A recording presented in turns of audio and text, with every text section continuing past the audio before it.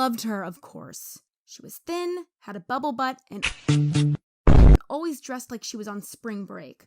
Rumor had it she'd already slept with more than 100 guys, even though she was only 16.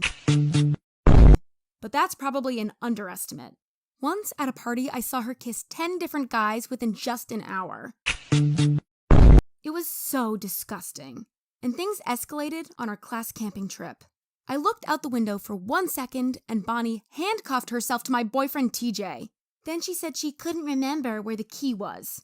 I was furious and sat myself between them, but she kept tickling and touching TJ over my shoulder. Then our teacher forced me to change seats. Now I had to watch her fall asleep on TJ's lap, and it got worse.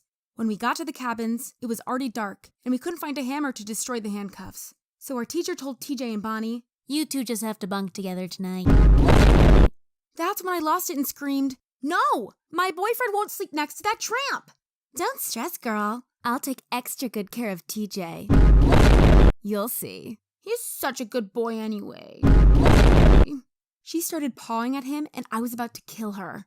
I knew she would try to make out with him in their bed. And what if she took off her clothes and got naked? The next morning I woke up. My friends told me to check Bonnie's Instagram. Apparently she had posted a video with TJ. "Hey, I'm here in bed with my new boyfriend. Isn't he a cutie pie?" Bonnie had no shirt on while TJ was sleeping in her arms with lipstick kisses all over his face. I went to find a hammer so I could finally destroy the handcuffs. But that's when Bonnie said, "Oh, I just remembered where the key is. It's right here in my pants." I grabbed the key, sprung them loose, and asked, "What was that video on Bonnie's Instagram?"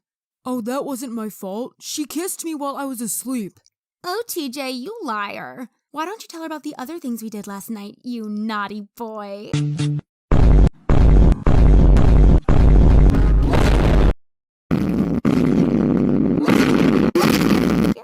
That night, all the guys went to a lake. Us girls weren't invited, but of course Bonnie disappeared with them. So I grabbed a flashlight and went hunting.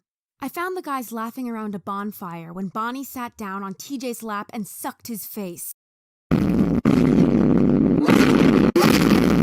I was disgusted, but the guys were cheering her on. So I threw a stone at them and screamed, "Get your dirty hands off him!" But TJ stood up for Bonnie and said, "You could have hurt someone with that stone. And relax, we were only playing a kissing game." "Yeah, don't be such a prude." "I'm prudish because I'm the type of girl you can marry someday. Bonnie's just a cheap toy you're gonna use a few times and then dump in the trash." "But I'm only 16. I don't want a serious relationship in any way. Bonnie's more fun than you." "Oh, you really think that?" I ran to our camp and used scissors to turn my jeans into hot pants and my t-shirt into a crop top. Then I went back and said, "How do I look now?" "Wow, you look hot." "Really? You like the way I look? Because I need your validation to feel good about myself. Can you please make out with me? Please?"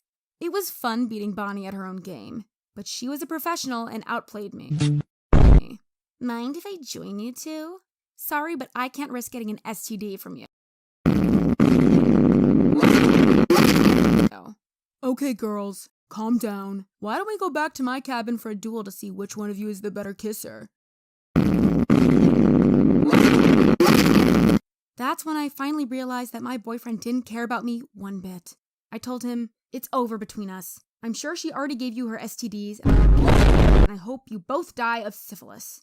But the rest of the trip, TJ was completely under Bonnie's spell. And she kept flaunting it in my face.